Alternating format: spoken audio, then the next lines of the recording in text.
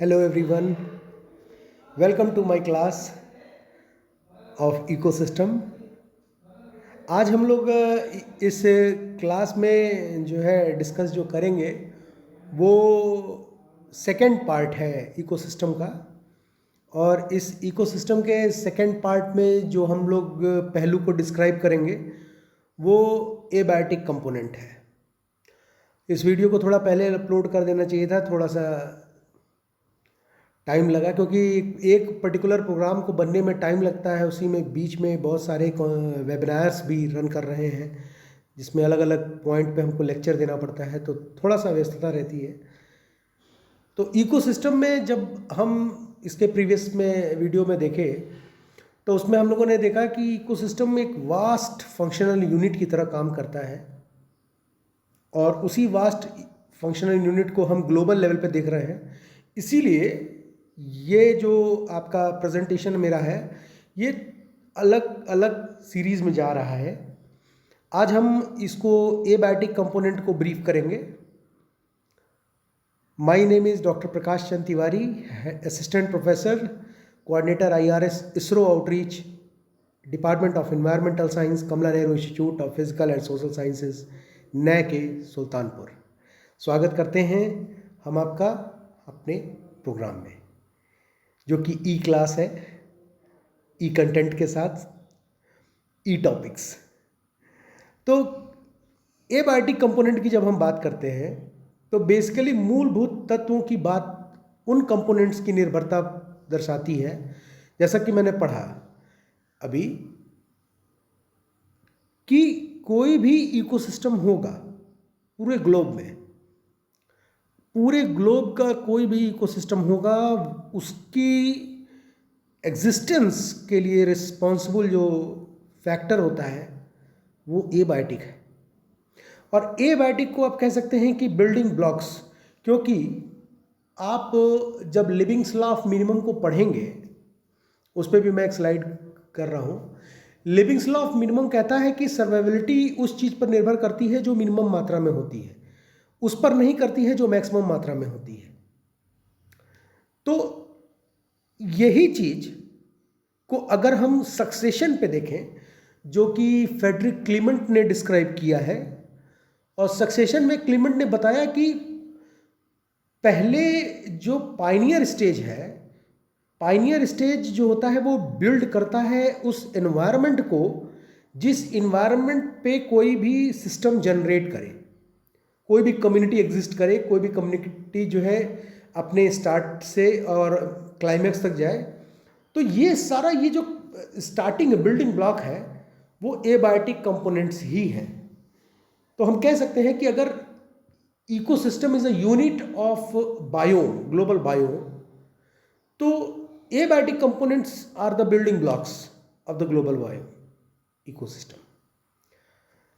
तो इसमें जो पहलू है उसको हम इस पूरे स्लाइड में डिस्क्राइब करेंगे और स्टडी करेंगे। इसके पहले मैं एक रिवीजन के लिए थोड़ा सा लगा रखा था कि मेमोरी बूस्ट के लिए, क्योंकि हम जो पढ़ रहे हैं वो जो इन्वायरमेंटल साइंस की जो इतिहास है उस इतिहास को 3 हिस्सों में बांटा गया है। जैसे प्राचीन इतिहास, मध्यकालीन इतिहास और जो आपका ये इतिहास चल रहा है आपका मॉडर्न हिस्ट्री। तो अब ये जो आपका 3 पार्ट है, उसी तरह इन्वायरमेंट में भी जो हिस्ट्री है साइंस की उसको 3 हिस्सों में बांटा गया है। तो इसको मैंने डिस्क्राइब किया है। इसके पहले जो इकोसिस्टम का वीडियो है उसको आप ऊपर आई बटन में मैं डाल दूंगा, देख लीजिएगा।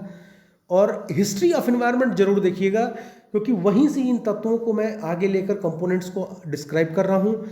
इसलिए वो बहुत ही रेलेवेंट चीज़ है जो आपके बेस को बहुत मजबूत करेगा। क्योंकि जब आप हिस्ट्री जानेंगे तब आप इकोसिस्टम को समझेंगे, क्योंकि टाइमलाइंस को समझेंगे तभी आप समझेंगे कि वो डिस्क्रिप्शन कहाँ से मिल रहा है। क्योंकि जो गिब्स ने 1935 में बताया इकोसिस्टम के बारे में, वो इन्वायरमेंटल साइंस की हिस्ट्री में स्टेज 2 के अंतर्गत आता है जो कि 1900 से 1960 तक चली। इसी में आपका जो है सारा कंसेप्ट ऑफ जो है इकोलॉजी और जो है आपका फूड चेन और ये सब आया था। तो इसको आप उसमें ज़रूर देखिएगा। तो इकोसिस्टम को ऑथर गिब्स टेंसले ने डिस्क्राइब किया।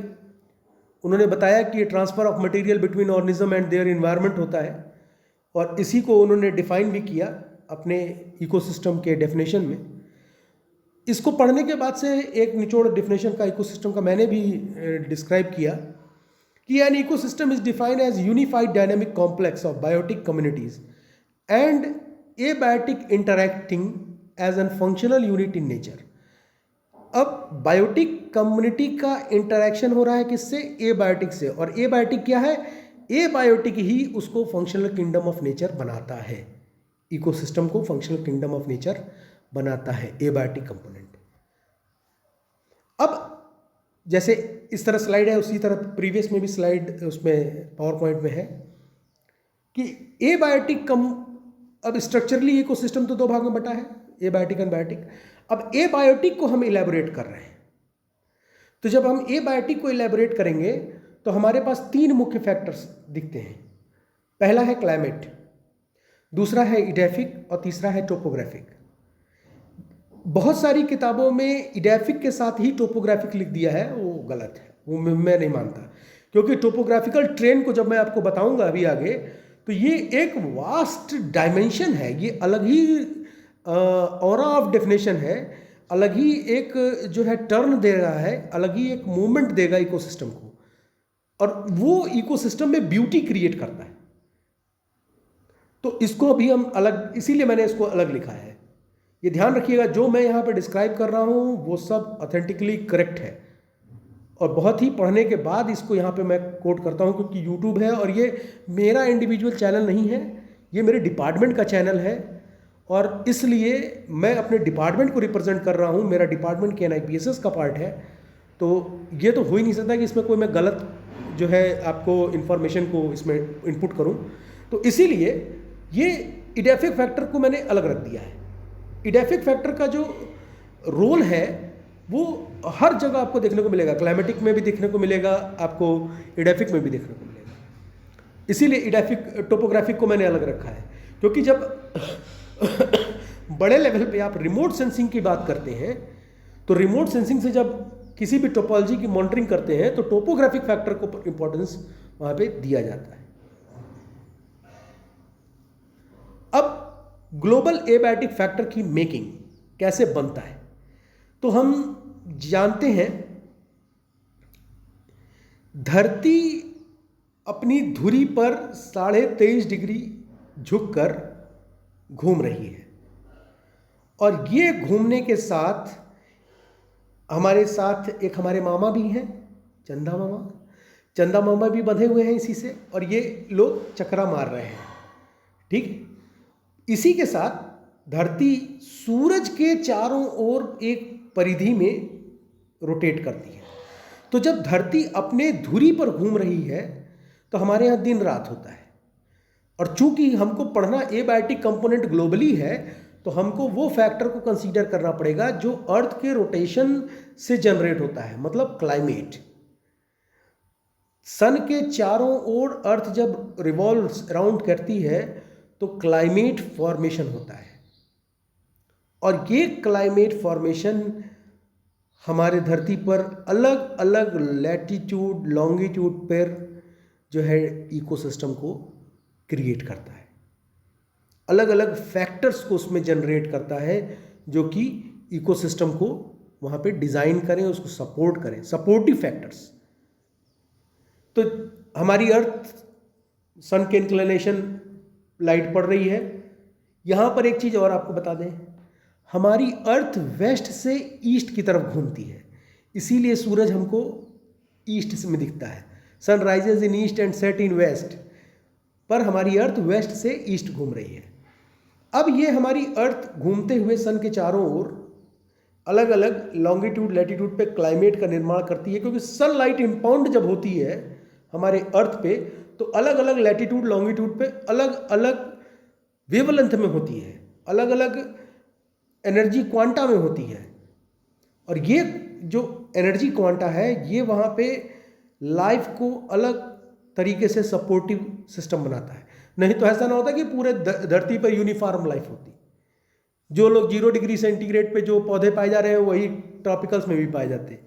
ये अलग अलग सनलाइट के कारण डिस्ट्रीब्यूशन हमारे अर्थ पे हुआ।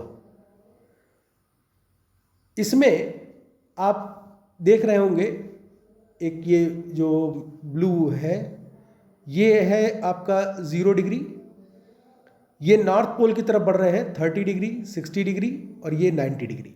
इसी तरह अर्थ हमारी इधर भी डिस्ट्रीब्यूटेड है और हर लैटिट्यूड और लॉन्गिट्यूड पे हमारे यहाँ अलग अलग तरीके का इकोसिस्टम एग्जिस्ट करता है, क्योंकि ये लैटिट्यूडल लॉन्गिट्यूडल डिस्ट्रीब्यूशन जो है सन के इंसोलेशन के कारण अलग अलग अलग अलग टेम्परेचर को क्रिएट करता है। और चूँकि हम जानते हैं कि पूरी दुनिया में अगर हम अर्थ के कॉन्टेक्स्ट में बात करें तो ऊर्जा का जो स्रोत है इस धरती के लिए, इस सोलर सिस्टम के लिए, वो सन है और सन इकलौता ड्राइविंग फोर्स है। इसी के कारण हमारे जो अर्थ है उस पर अलग अलग लैटिट्यूड लॉन्गिट्यूड पर अलग अलग इकोसिस्टम का डिजाइनिंग नेचर ने किया है। यही अनइक्वल डिस्ट्रीब्यूशन है हमारे सनलाइट का हमारे अर्थ पे होने के कारण अनइक्वली डिस्ट्रीब्यूटेड जो है हेट्रोजीनियस टाइप ऑफ इकोसिस्टम हमारे अर्थ पे पाए जाते हैं। यही खूबसूरती इस प्लैनेट की है कि अगर हम पूरे प्लैनेट की बात करें तो प्लैनेट ऑफ जो सोलर सिस्टम है earth, it is composite of richest biodiversity, सबसे बेहतरीन प्लैनेट, सबसे खुशहाल बायोडाइवर्सिटी। और जितना ज़्यादा बायोडाइवर्सिटी किसी का भी होगा उतना ही बढ़िया प्रोड्यूसर होगा, उतना ही बढ़िया इकोसिस्टम वहाँ पे प्रेवेल करेगा और जितना बढ़िया इकोसिस्टम प्रेवेल करेगा उतना ही बढ़िया जो है आपका बायोम बनेगा। इन्वायरमेंटल साइंस की ये खासियत है कि आप किसी भी एक पहलू को आप पकड़ लीजिए, कोई भी एक टॉपिक को आप ले लीजिए, उससे आप सारे टॉपिक्स को इंटरलिंक कर लेंगे बहुत ही आसानी से और ये खूबसूरती आपको कहीं देखने को नहीं मिलेगी, कहीं भी नहीं। आप बायोम पकड़िए तो आप पूरा का पूरा टोपोग्राफी पढ़ लेंगे, पूरा जियोग्राफी पढ़ लेंगे, पूरा का पूरा रिमोट सेंसिंग पढ़ लेंगे। आप जो है अगर वाटर को पकड़ते हैं तो वाटर के बारे में जानते हैं तो वहाँ का खाली आपके पास एक वाटर बता दें कि ये बे ऑफ बंगाल का पानी है ओशन का, आप सारा बता देंगे उसका कि वहाँ प्रोडक्टिविटी क्या होगी, वहाँ पे लाइफस्टाइल कैसी होगी, वहाँ प्राइमरी प्रोड्यूसर कैसा होगा, वहाँ का इकोसिस्टम कैसा होगा, किस प्रकार का फूड वेव रन करेगा, किस प्रकार का फूड चेन वहाँ पे होगा, कितने डायमेंशन में एनर्जी फ्लो करेगी, एनर्जी जो फ्लो करेगी उसका क्या इम्पैक्ट होगा और लिंडर्समैन लॉ किस तरह वहाँ पे काम कर रहा होगा। ये सारी जानकारी आपको जो है जब आप इकोसिस्टम के इस पहलू को देखेंगे तो आपको वहाँ पे देखने को मिलेगी। अब ये global distribution of abiotic factors के कारण अलग अलग तरीके के इकोसिस्टम हमारे धरती पर बन गए। जैसे पोलर में अलग इकोसिस्टम है, टेम्परेट में अलग है। पोलर और टेम्परेट के बीच का जोन होता है उसको हम टाइगा कहते हैं, उसको भी हम आगे डिस्क्राइब करेंगे। एरिड जोन अलग है, ट्रॉपिकल्स, मेडिटेरियन, माउंटेन रीजन्स अलग है। देखिए यहाँ पे माउंटेन अलग है, इसीलिए इडेफिक फैक्टर से मैंने टोपोग्राफी को अलग किया, क्योंकि लोग बहुत बड़ी गलती कर रहे हैं पढ़ने में। क्योंकि पढ़ने का सही तरीका ये है कि आप तत्वों को गंभीरता से उसके इलेबोरेशन को देखिए कि वो कहाँ कहाँ इम्प्लीमेंट होकर इलेबोरेट हो रहे हैं, तब आपको इन्वायरमेंटल साइंस समझ में आएगा। अब क्लाइमेटिक फैक्टर जो है बायोटिक कंपोनेंट का क्लाइमेटिक फैक्टर, अब उसको यहाँ पे मैं थोड़ा सा लंबा किया है क्योंकि क्लाइमेटिक फैक्टर में कौन कौन से फैक्टर आते हैं ये भी महत्वपूर्ण है। क्योंकि इसी तरह फॉरेस्ट के निर्माण होते हैं, इसी तरह ग्रासलैंड्स का निर्माण हो रहा है, इसी तरह के डायनेमिक्स वहाँ पे क्रिएट होते हैं। तो जैसे पहला है रेनफॉल है, फिर आपका विंड है, टेम्परेचर है, ह्यूमिडिटी है, सनलाइट है, ये मुख्य फैक्टर्स हैं क्लाइमेटिक के। अब जो रेनफॉल है, अब जैसे मान लीजिए कि कोई फॉरेस्ट एरिया है, अलग अलग लैटिट्यूड लॉन्गिट्यूड पे अलग अलग तरीके का रेनफॉल पैटर्न है, तो वो अलग अलग तरीके का रेनफॉल पैटर्न उस अलग अलग, चूँकि रेनफॉल एबायोटिक कंपोनेंट है तो वो अलग अलग एबायोटिक कंपोनेंट है तो अलग अलग इकोसिस्टम का वो बायोटिक कंपोनेंट क्रिएट करेगा। विंड डायरेक्शन, अब मान लीजिए कि आप कभी ट्रेन से जाइए तो आप देखते होंगे कि लाइन से पेड़ है, ट्रेन से जाएंगे बस से जाएंगे, एक ही डायरेक्शन में झुके हुए हैं, मतलब कि जिधर से हवा चलती है उसी डायरेक्शन में विपरीत उसके नीचे झुक जाते हैं, हवा के साथ वो झुक रहे हैं। तो आपको पता चल जाएगा कि इस एरिया में वेस्ट से विंड ज़्यादा बह रही है। तो विंड क्या कर रहे हैं? Pollen dispersal, seed dispersal, seed और पॉलन डिस्पर्स कर रहे हैं। किसी भी फॉरेस्ट का सीड और पॉलन डिस्पर्स होना अदर फॉरेस्ट को क्रिएट करने की एक नेचर की सक्सेशन का प्रोसीजर है। Dispersal of seed and pollens by wind. Temperature भी महत्वपूर्ण है, क्योंकि पेड़ों को हम क्या दे रहे हैं? पानी दे रहे हैं, सन से वो लाइट ले रही हैं, मिट्टी में मौजूद न्यूट्रिएंट है, खाना तैयार है, फोटोसिंथेसिस यही है। अब ये टेम्परेचर इंपॉर्टेंट रोल अदा करेगा। टेम्परेचर ह्यूमिड है, टेम्परेचर कूल है, समझ रहे हैं? तो अलग इकोसिस्टम को जनरेट करेगा। कुछ टेम्परेचर्स बहुत ज़्यादा होते हैं, जैसे मेरा एक रिसर्च पेपर था, उसको मैंने लिखा था, सबसे पहला पेपर था वो एक्सट्रीमोफाइल पे हाई टेम्परेचर टॉलरेंट स्पीशीज़ के बारे में मैंने लिखा कि अगर वो मंगल पे है, कोई इस तरह का स्पीशीज़ है तो उसके बारे में मैंने इसमें एनवायरनमेंट में पढ़ा। वो temperature is a factor. Temperature वो फैक्टर है जो उष्णकटिबंधीय वर्षा वनों का निर्माण करता है। टेम्परेचर वो है फैक्टर जो ह्यूमिडिटी का निर्माण करता है, और ह्यूमिडिटी वह फैक्टर है जो टेम्परेचर पे डिपेंडेंट होकर कार्य करती है। इससे सक्सेलेंट ओपनिंग ऑफ स्टोमेटा पे वर्क फंक्शन पे करता है। जो न्यूट्रिएंट्स हैं रूट्स में डिसॉल्व होने का, वो टेम्परेचर बेस्ड है। ज़्यादा टेम्परेचर होने पे भी न्यूट्रिएंट्स एब्जॉर्ब नहीं होते। जैसे पेड़ों को पानी चाहिए, पर फ्लड में क्या होता है? फ्लड में पेड़ क्यों नहीं, पानी उस पर पानी ही पानी है, पिए पानी। होता क्या है कि सॉइल के बीच में पोर्स होते हैं जो ऑक्सीजन को कैरी करते हैं। जब फ्लड आता है, ज़्यादा मात्रा में पानी होता है, वाटर लॉगिंग होती है, तो वो पोर्स बंद हो जाते हैं, तो ऑक्सीजन नहीं पहुंच पाता, इसलिए पेड़ उस समय उस पानी को एब्जॉर्ब नहीं करते। तो ह्यूमिडिटी भी एक फैक्टर है, ह्यूमिडिटी कैपेसिटी, रिलेटिव ह्यूमिडिटी, ये सारे फैक्टर्स हैं जो इकोसिस्टम को एक बिल्डिंग ब्लॉक्स दे रहे हैं क्लाइमेटिक फैक्टर में, एबायोटिक क्लाइमेटिक फैक्टर के अंतर्गत। सनलाइट है, किसी पेड़ को बहुत ज़्यादा सनलाइट चाहिए, किसी पेड़ को कम सनलाइट चाहिए। सनलाइट भी है क्योंकि सनलाइट फोटोपीरियोडिज्म को प्रमोट करता है। फोटोपीरियोडिज्म मतलब long day plant, short day plant, आप पढ़े होंगे। तो फोटोपीरियोडिज्म को प्रमोट करता है, और ये फोटोपीरियोडिज्म रिस्पॉन्सिबल है स्टोमेटल ओपनिंग के, अलग अलग प्रकार का स्टोमेटा का डिजाइनिंग करना सनलाइट के प्रेजेंस में होता है। तो ये आपका फोटोपीरियोडिज्म के अंतर्गत में आता है, क्लाइमेटिक फैक्टर। अब आइए क्लाइमेटिक पैटर्न को समझें। जैसे जैसे हमारा ये आप देख रहे हैं, इसमें अलग अलग जोनेशन है। ये आपका नॉर्थ पोल पे ये दिख रहे हैं, इधर ये पोलर है, इधर ये ट्रॉपिकल है, टेम्परेट है, ट्रॉपिकल है। पोलर नॉर्थ पोल पे पोलर, टेम्परेट, ट्रॉपिकल। इसी तरह इधर भी होगा, ये इधर भी है ये चीज़ें, इधर भी हैं ये चीज़ें। नॉर्थ हेमिस्फीयर में, साउथ हेमिस्फीयर में, दोनों तरफ ये चीज़ें पाई जाती हैं। तो क्या है ये अलग अलग जो सनलाइट पड़ रही है उसी हिसाब से अलग अलग जोन नेचर बनाता चला गया। कई लाखों साल लग गए पर्यावरण को बनने में, और हम बस एक पॉलिथीन जलाए नहीं कि खत्म, एक पेड़ काटिए खत्म। लोग कहते हैं पेड़ काटने से कैसे होगा, क्या हो रहा है, कुछ नहीं हो रहा है, पेड़ तो लग रहा है। यहाँ पे आपको मैं बताऊँ, पेड़ जो होता है वो कहते हैं कि धरती और आसमान कहीं जुड़े हैं क्या, तो उसके लिए आपको चाहिए फ्यूज। पेड़ एक फ्यूज का काम करता है, फ्यूज कंडक्टर का। ये अर्थ है आपका और ये स्काई है, इसके बीच में आपने पेड़ लगाया। पेड़ के ऊपर कृत्रिम वायुमंडल सघन होता है, और यह कृत्रिम वायुमंडल जो सघन होता है यही वाटर के प्रेसिपिटेशन के लिए रिस्पॉन्सिबल होता है। नहीं तो बादल आएगा और ऊपर से निकल जाएगा, प्रेसिपिटेशन नहीं होगा। ये प्रोसीजर है, तो इसीलिए प्लांटेशन का महत्व दिया गया है। और ये वीडियो मैं पोस्ट कर रहा हूँ, कल वर्ल्ड इन्वायरमेंट डे भी होगा, तो 5 जून वर्ल्ड इन्वायरमेंट डे की भी आपको हार्दिक शुभकामनाएं। उम्मीद करता हूँ कि पेड़ ही नहीं लगाएंगे, पेड़ का संरक्षण भी करेंगे। तो अलग अलग जोन बना, अलग अलग क्लाइमेटिक जोन हमारे अर्थ पे एग्जिस्ट किया। मुख्यतः 6 प्रकार के जोन्स हैं जो मैंने सॉर्ट आउट किए। Equatorial climate region, savanna. Savanna को एक सवाल आया था सिविल में, सवाना के सूडान क्लाइमेट भी कहते हैं। पूछा तो सूडान क्लाइमेट, लोग कहे ये कौन सा क्लाइमेट है, सूडान कंट्री क्लाइमेट होगा, उसको कहते हैं सवाना को। Hot desert, mid latitude desert climate 20 degree से 30 डिग्री, नॉर्थ और साउथ, ये एन और एस जो लिखा है वो नॉर्थ हेमिस्फीयर साउथ हेमिस्फीयर दोनों के लिए लिखा है।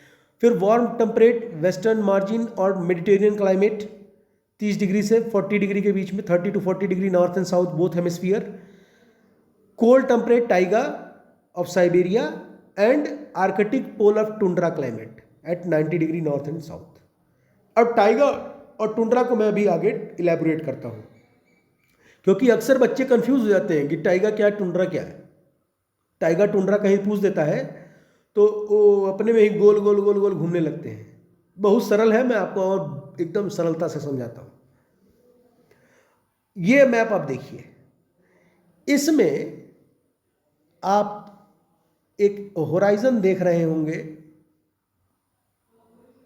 ये जोन, ये है टुंड्रा पोलर रीजन, और ठीक पोलर रीजन के नीचे वाला जोन टाइगा कहलाता है। पोलर रीजन वाला जोन टुंड्रा और पोलर रीजन के ठीक नीचे वाला जोन टाइगा। सवाल एक और आया था, सवाल था कि जो है टाइगा में फॉरेस्ट ज़्यादा मात्रा में पाए जाते हैं कि टुंड्रा में, लोग कंफ्यूज। और ऑप्शन में नीचे था नन अबव, बहुत लोग नन अबव भी लगा दिए। एक्चुअली में टाइगा में फॉरेस्ट एरिया होता है, टुंड्रा में कभी फॉरेस्ट नहीं होगा, वहां लाइकेन और मॉर्स पाए जाएंगे। वहां का इकोसिस्टम ऐसा है, वहां का प्रोड्यूसर कम्युनिटी लाइकेन और मॉर्स में आएगा, वहां का हैबिटेट ऐसा अलग डिफरेंट है। टाइगा में तो ह्यूमन बींग्स सर्वाइव करते हैं नॉर्मली, अपना घर और बना के रह सकते हैं, पर टुंड्रा प्रदेश में रहने के लिए वहाँ पे एस्किमोज और इग्लूज पाए जाते हैं। जैसे एक शब्द होता है आर्कटिक, आर्कटिक एक जर्मन शब्द है, पोलर बियर को आर्कटिक कहते हैं, इसीलिए उसका नाम आर्कटिक पड़ा, आर्कटिक। और अंटार्कटिक में आपको पेंगुइन मिलते हैं जो डोमिनेंट स्पीसीज है। अब आते हैं इडेफिक फैक्टर पे। इडेफिक फैक्टर मतलब सॉयल, सॉयल मतलब लाइफ। सॉयल का formation is known as pedogenesis. Soil एक लैटिन वर्ड है जिसको सोलम कहा जाता है, सोलम का मतलब ही लाइफ होता है, जीवन। तो 3 प्रकार के मुख्य ग्लोबल सॉयल होते हैं, या तो वो सैंडी होगा या क्ले होगा या लोमी होगा, कहीं कहीं पे पीट विट भी लिख दिए हैं, पीट और सिल्ट। तो कॉम्बिनेशन है ये, कॉम्बिनेशन, किसी की मात्रा बढ़ाएंगे घटाएंगे तो कोई सॉयल उसमें बनता चला जाएगा। सॉयल में पर्टिकुलर होता क्या है, एक हेल्दी सॉयल में 25% एयर, 25% वाटर, 45% मिनरल और रिमेनिंग 5% ऑर्गेनिक मैटर कंपोनेंट्स होते हैं। इसीलिए वो ऑर्गेनिक्स और इनऑर्गेनिक को भी कुछ लोगों ने इडेफिक फैक्टर में ऑर्गेनिक इनऑर्गेनिक को भी रखा है। PH, inorganic, organic, these are edaphic factors, यह इडेफिक फैक्टर में आता है। जो सॉइल के एनालिसिस करते हैं, एनपीके, ये इनऑर्गेनिक है, एनपीके इनऑर्गेनिक फैक्टर्स है। अब मान लीजिए कि किसी जगह पे आप देखें कि जहाँ पे नाइट्रोजन की कमी है, तो वहाँ पे वो प्लांट स्पीसीज ग्रो करेंगे जो कीट पतंगे खा जाएंगे। डोरसो वो है, क्या नाम है आपका, ब्लैडरवुड प्लांट है। तो ये क्या करता है कि ये जैसे कोई कीड़ा गया, मक्खी गई, उसको अंदर लिया, चबा लिया, खा लिया, ख़त्म कर दिया। कंप्लीट डाइजेशन होता है क्योंकि उसके यहाँ आयरन नहीं है, और आयरन डिफिशियंसी में वो ऐसा काम करता है तो वो प्लांट ही, ये जान लीजिएगा, पर चूंकि आयरन डिफिशियंसी है तो वो ये काम करेगा, ये उसका एडाप्शन है, ये उसने अडॉप्ट किया है। तो इसीलिए ये सॉइल जो है, सॉइल के कंपोनेंट्स हैं, इडेफिक फैक्टर्स हैं, जो कि एसेंशियल हैं हमारे अर्थ में किसी भी इकोसिस्टम को ग्रो करने के लिए।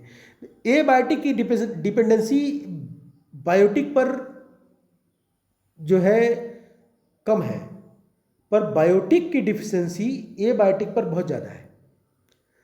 ह्यूमंस जानते हैं कि अगर वो नहीं रहेंगे तो ये पर्यावरण खत्म हो जाएगा, इसी गलतफहमी में ह्यूमन जी रहा है। ये जान लीजिए कि आपके न रहने पर पर्यावरण भी रहेगा। पर्यावरण तब पर भी था जब आप नहीं थे, जब आप नहीं रहेंगे तो भी रहेगा। आपसे पर्यावरण नहीं है, हाँ, पर आपके लिए ये नियम है कि आप इसका अत्यधिक दोहन न करें, क्योंकि पूरे ग्लोबल कॉन्टेक्स्ट में 20% डेवलप्ड कंट्री जो है, 20% डेवलप्ड कंट्री ये 80% नेचुरल रिसोर्स को इस्तेमाल कर रही हैं, और जो 80% पुअर और डेवलपिंग कंट्री है ये वो 20% बचे हुए जूठन पे बेस है। ये सिचुएशन अलार्मिंग खुद ही है। खैर, अब इडेफिक फैक्टर में पीएच इनऑर्गेनिक्स एंड ऑर्गेनिक्स का मैंने जिक्र किया। यही पीएच इनऑर्गेनिक और ऑर्गेनिक सॉइल को कई कैटेगरीज में बांट देता है, कई प्रकार के सॉइल बना देता है। नेचर की खूबसूरती देखिए। एक एग्जांपल बताऊं नेचर का, पूरे दुनिया में इतने लोग आधार कार्ड बनवा लें, किसी दो आदमी की रेटिना सेम नहीं हो सकती, और जबकि ए बी और ओ 4 ही बेस ब्लड ग्रुप्स धरती पर होते हैं, पर किसी की दो आदमी की आंख की रेटिना सेम नहीं हो सकती, कभी नहीं हो सकती। और ताजुब ये भी जान लीजिए, इतने पे मत रुकिए, ताजुब और सुनिए। ताजुब की बात यह है कि इतने लोग मर रहे हैं पर फिर भी किसी की रेटिना का दोबारा से रूपांतर नहीं हो रहा है। ये खूबसूरती है हमारे एनवायरनमेंट की, ये उसका ब्रॉडनेस है। जिसका लिमिट ही यूनिवर्स हो, उस सब्जेक्ट को अब क्या आंकेंगे। अब इनऑर्गेनिक में देखिए, नाइट्रोजन की मात्रा बढ़ाइए, सॉइल की प्रॉपर्टी चेंज। फास्फोरस की मात्रा बढ़ाइए, सॉइल की प्रॉपर्टी चेंज। पोटेशियम की मात्रा बढ़ाइए, सॉइल की प्रॉपर्टी चेंज, सॉइल का नाम चेंज। उसी तरह ऑर्गेनिक है। अब देखिए, ये रिमोट सेंसिंग डेटा सॉइल का इमेज है, ग्लोबल इंटरनेट पे अवेलेबल है, इजीली एक्सेस है, आप देख सकते हैं। पढ़ने के लिए कोई रोक थोड़ी ना है दुनिया में। अलग अलग प्रकार के सॉइल पूरे धरती का है ये, और टोटली देखें तो 28 तरह के मेजर सॉइल पाए जाते हैं। Major types, 28 types of soil on earth, और 3 ही से निकले हैं। अब वो 3 को चाहे आप ब्रह्मा विष्णु महेश मान लीजिए, और चाहे कुछ मान लीजिए, उसी 3 से 28 प्रकार के सॉइल हमारे धरती पर पाए जा रहे हैं। ये हमारे नेचर की खूबसूरती है। हल्का हल्का पीएच, नाइट्रोजन बदला, अमोनिया बदला, सॉइल प्रॉपर्टी चेंज, उसकी उपज क्षमता चेंज। उपज क्षमता चेंज होने पर मतलब कि उसकी वहाँ के जो इकोसिस्टम होगा चेंज, वहाँ का फूड वेब दूसरा हो जाएगा। ये सारी चीज़ें इन्वायरमेंट में, इकोसिस्टम के अंतर्गत एबायोटिक कंपोनेंट में आती है। अब आइए टोपोग्राफी की बात करते हैं। टोपोग्राफी क्या होता है? टोपोग्राफी क्यों अलग किया मैंने? इसलिए क्योंकि पहाड़ है, पहाड़ का जीवन अलग, वैली है, वैली का जीवन अलग, प्लेन है, प्लेन का जीवन अलग। आप अगर पहाड़ के लोगों को ज़मीन पे बसाना चाहें, वो नहीं बस पाएंगे। ज़मीन के लोगों को आप पहाड़ पे भेज दें, आप 2 दिन पिकनिक मनाने जा सकते हैं, 1 हफ्ता जा सकते हैं, उसके बाद भाग आएंगे, क्योंकि आप उसके एक्लेमेटाइज नहीं हैं। और ह्यूमन नेचर में एक्लेमेटाइजेशन बहुत रेयर होता है, वो जल्दी एक्लेमेटाइज नहीं कर पाते हैं। एक पौधे की बात बताता हूँ यहाँ पे। एक्लेमेटाइजेशन एक फिनोमिना आ गया है सामने, तो उसको डिस्क्राइब कर लेते हैं, थोड़ा सा डिस्कस कर लेते हैं। एक पौधा है, उसका नाम है ट्रेवलर्स मेडागास्का। ट्रेवलर मेडागास्का का पौधा है वो। उस पर एक्लेमेटाइजेशन का फिनोमिना पहली बार इंडिया में स्टडी किया गया, एनवायरमेंटल साइंस डिपार्टमेंट में जो डिवीज़न है इसका, जवाहरलाल नेहरू विश्वविद्यालय में। और स्टडी करने के बाद से उसको देखे लोग, अलग अलग जगहों पे, इलाकों में उसको स्थापित किए, लगा नहीं कहीं। केले के जैसे दिखता है, पर वो इट इज़ नॉट अ बनियन, जो बनाना ट्री है उस तरह नहीं है वो।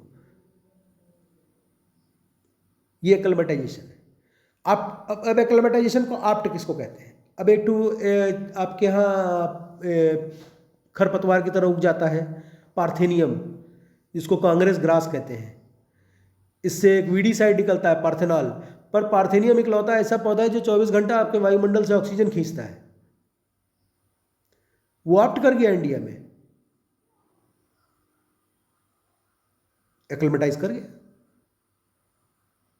और जो एक्लेमेटाइज करेगा वही सर्वाइवल फॉर द फिटेस्ट का नियम भी ऑप्ट करेगा।